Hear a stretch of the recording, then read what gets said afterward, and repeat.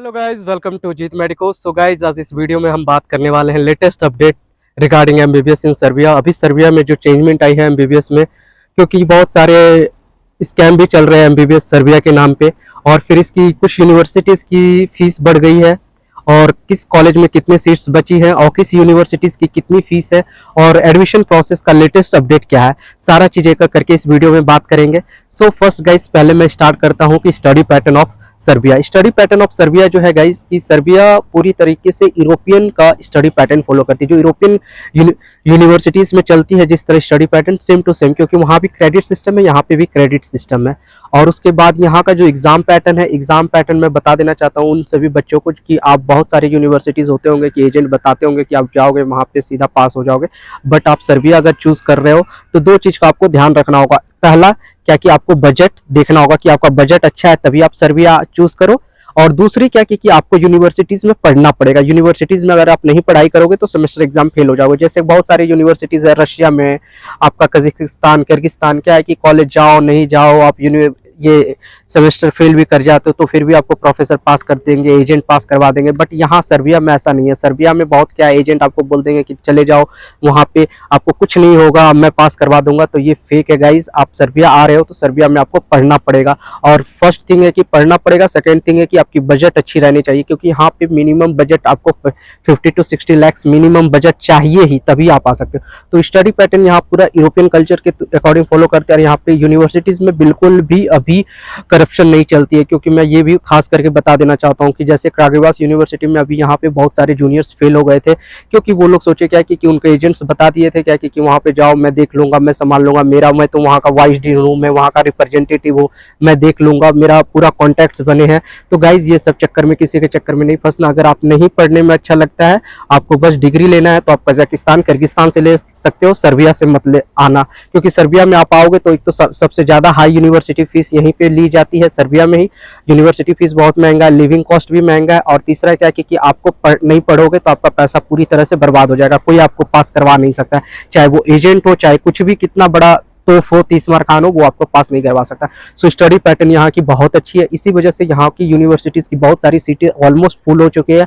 अभी कुछ सीटें बची है, हर यूनिवर्सिटी में 15, 20, 25 सीट बची होंगी, जो कि वो भी सितंबर 15 तक वो फुल हो जाएंगे।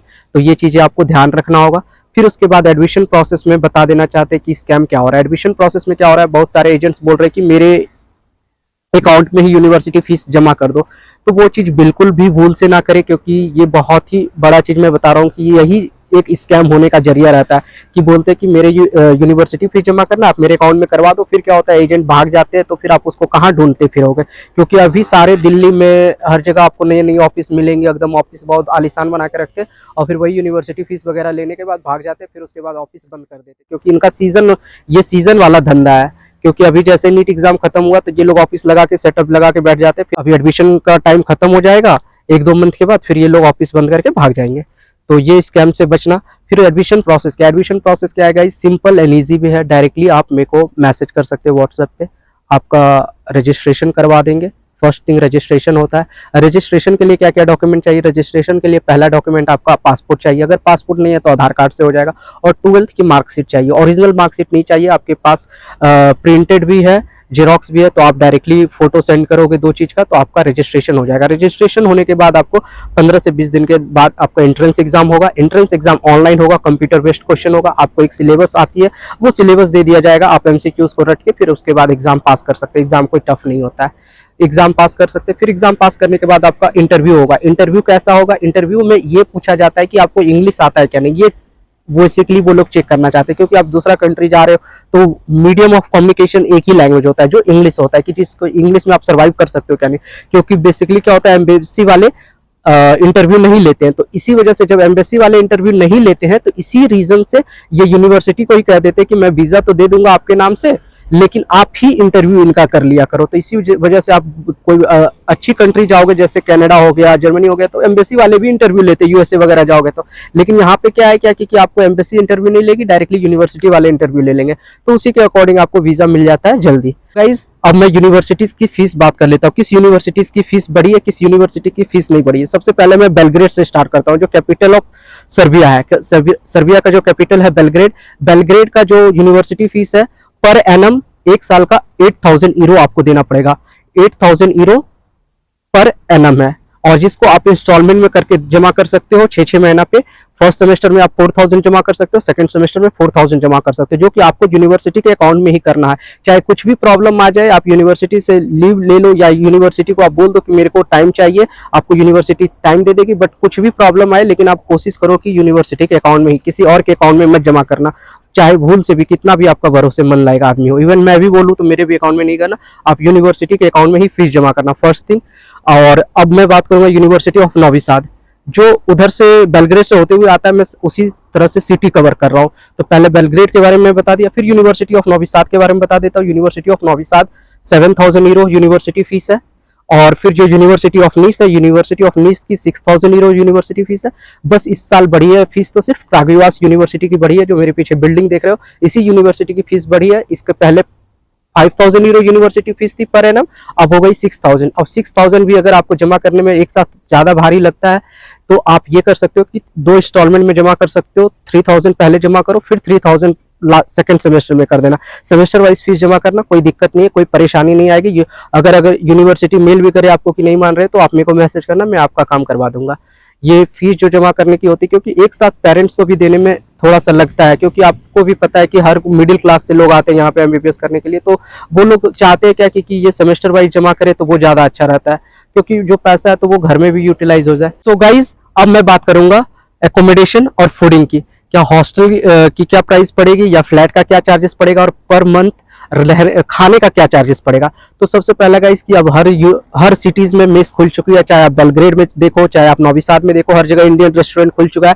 तो आप मेस ज्वाइन करके खाओगे, तो वहां पे भी अगर खाओगे तो मिनिमम आपको 120 to 130 यूरो पर मंथ लगेंगे खाने का। और रहने का कितना चार्जेस लगेगा, आप अगर प्राइवेट हॉस्टल में रहते हो तो आपको 150 यूरो के अंदर हो जाएगा। और अगर आप फ्लैट में रहना चाहते हो तो फ्लैट में मिनिमम 200 लगेंगे आपको, ये 250 लगेगा लेकिन 150 से कम नहीं लगेगा आपको अगर फ्लैट में जाते हो, तो 200 तक आ जाएगा। लेकिन हाँ, एक काम और कर सकते हो, क्या 2 रूम का फ्लैट लेके उसमें 4 बंदे रह सकते हो। तो उसमें क्या होगा, आपको बेनिफिट हो जाएगा। उसमें क्या होगा, 2 रूम लेके अगर एक रूम में 2-2 बंदे रह रहे हो, तो उसमें क्या होता है कि आपका 100 यूरो के अंदर हो जाएगा, क्योंकि आप 300 का फ्लैट लेते हो, तो उसमें अगर आप डिवाइड कर लो 4 आदमी में, तो आपका रहने का भी सस्ता हो जाएगा, खाने का भी सस्ता हो जाएगा। अब जिनको शेयरिंग करना बिल्कुल पसंद नहीं है, चीजें जिनको लगता है कि इंट्रोवर्ट है, उनको शेयर नहीं करना अपना रूम वगैरह, तो वो आप प्राइवेट हॉस्टल ले सकते हो। प्राइवेट हॉस्टल नहीं लेना है तो सिंगल फ्लैट लोगे तो 200 यूरो का मिनिमम खर्चा आएगा। ये मिनिमम बता रहा हूँ, मैक्सिमम कितना आएगा वो आप पे डिपेंड करता है, किस लोकेलिटी पे लेते हो, कितना महंगा फ्लैट लेते हो, कैसा यूरो स्टैंडर्ड फ्लैट लेते हो, तो वो उसके अकॉर्डिंग चार्जेस पड़ेंगे।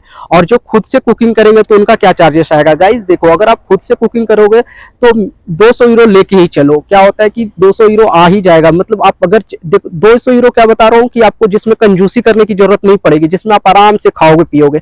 लेकिन हाँ, अगर आप पूरा बचा बचा के चल रहे हो तो आपका 150 यूरो में भी हो जाएगा, 100 यूरो में भी हो जाएगा, 100 यूरो में भी हो जाएगा आपका फूडिंग। लेकिन वो डिपेंड करता है कि आप किस तरह कुकिंग कर रहे हो, आप पूरा वेजिटेरियन हो, पूरा नॉन वेजिटेरियन हो, कैसा हो, वो आप पे डिपेंड करता है। तो इसी के अकॉर्डिंग आपको चलना पड़ेगा। तो आपका दोनों लिविंग और फूडिंग का दोनों का चार्जेस आ जाएगा 400 यूरो तक। और इसमें क्या होता है कि 400 में मैक्सिमम बता रहा हूँ, इसमें बेसिकली 300 यूरोज भी आ जाएंगे। 250 मिनिमम मान के चलो कि 250 तो खर्च होना ही होना, चाहे आप जहां भी रहो 250 तो मिनिमम लेके चलो। लेकिन 300 to 400 के बीच में आप आराम से ऐस तरीके से रह सकते हो। फिर वीडियो अच्छा लगा तो please do like, subscribe, share and comment. सबसे बड़ा स्कैम किस नाम पे होता है, सबसे बड़ा स्कैम होता है कि बिना नीट दिए जो बच्चे आते हैं उनके साथ क्या होता है। देखो, आपको एजेंट कन्विंस कर लेते हैं कि बिना नीट दिए हुए आप अब्रॉड एमबीबीएस ले सकते हो। तो मैं गाइज उन सभी पेरेंट्स, उन सभी स्टूडेंट से कहूंगा, 1 साल अपना बर्बाद कर लो, चाहे कुछ भी हो जाए, बट लेकिन नीट क्वालिफाई करके ही आना। बिना नीट क्वालिफाई किए हुए बिल्कुल मत आना, क्योंकि इन फ्यूचर कभी भी कुछ भी किसी भी कंट्री के साथ वॉर हो सकता है, किसी भी कंट्री के साथ कुछ भी बॉर्डर शेयरिंग में सबकी कुछ ना कुछ कॉन्फ्लिक्ट होती है। सिर्फ ये नहीं कि इंडिया पाकिस्तान में ही होती, जितने भी नेबरिंग कंट्री होती है सबकी कुछ ना कुछ कॉन्फ्लिक्ट चलती रहती है। तो कभी भी किसी कंट्री में वॉर हो सकती है, तो जिसकी वजह से कि आप अगर किसी भी कंट्री से, मैं सिर्फ सर्बिया का बात नहीं कर रहा हूँ, चाहे आप कजाकिस्तान, रशिया, किसी भी कंट्री से आप डिग्री ले रहे हो, डिग्री लेने के बाद अगर आप बिना नीट के आए हो, बिना नीट दिए या बिना नीट क्वालिफाई किए हुए, तो फिर आप क्या ये लाइसेंस कंप्लीट करने के बाद इंडिया में जाके प्रैक्टिस नहीं कर सकते हो गाइस, चाहे कुछ भी हो जाए।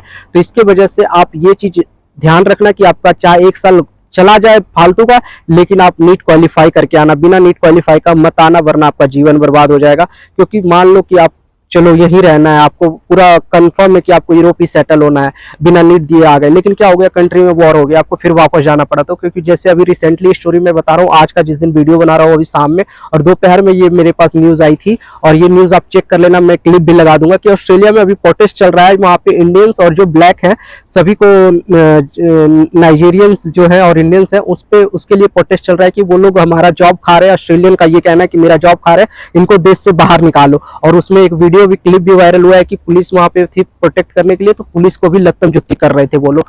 तो इस तरह अगर सिचुएशन आता है और आपको अपना कंट्री वापस जाना पड़ेगा, तो आपका डिग्री तो इनवैलिड रहेगा। तो इसी वजह से मेरा कहना है, चाहे आप जर्मनी जाओ, फ्रांस जाओ, कोई भी यूरोपियन कंट्री जाओ, लेकिन इतना जरूर ध्यान रखना कि बिना नीट दिए कोई सा कंट्री मत आना, कोई से कंट्री मत जाना, चाहे वो सर्बिया हो, Uzbekistan, Russia, Georgia, Armenia, China, Philippines, Malaysia, Bangladesh, चाहे कोई सी कंट्री आप जा रहे हो, लेकिन बिना नीट दिए हुए मत आना। बिना नीट दिए आएगा तुम्हारा कैरियर पूरी तरह से खराब हो जाएगी। मैं ये रिक्वेस्ट करता हूँ आप सभी से। अगर वीडियो अच्छा लगा फिर से तो please do like, subscribe, share and comment. अगर अभी भी कुछ भी बात छूट गई है, आपको नहीं समझ में आ रही है, तो मेरे दिए गए व्हाट्सएप पे डायरेक्टली कॉन्टेक्ट कर सकते हो। और अगर लो बजट चाहते हो एजेंट से, तो डायरेक्टली एडमिशन आप मेरे द्वारा ले सकते हो बिना किसी परेशानी की। और मैं यहाँ पे क्या है कि एजेंट आपको सिर्फ इंडिया तक हेल्प कर पाएंगे, वो बोलेंगे, लेकिन यहाँ पे आके आपको फ्लैट ढूंढना, सारा चीज़ खुद ही करना पड़ेगा। मैं यहाँ खुद हूँ, मैं 6th ईयर पास कर चुका हूँ इस साल। तो आपको कुछ भी हेल्प चाहिए होगा तो यहाँ पे मैं आपको सारा चीज़ प्रोवाइड करवा सकता हूँ, एकोमोडेशन से लेके आपको इन फ्यूचर भी कभी कोई प्रॉब्लम होगी तो मैं आपको हेल्प करने के लिए यहाँ पे हूँ। तो आप डायरेक्टली अगर एडमिशन लेना चाहते हैं तो डायरेक्टली कॉन्टैक्ट करें और लेस प्राइस पे मिल जाएगा। सो गाइज, मिलते हैं नेक्स्ट वीडियो में, तब तक के लिए बाय, सी यू।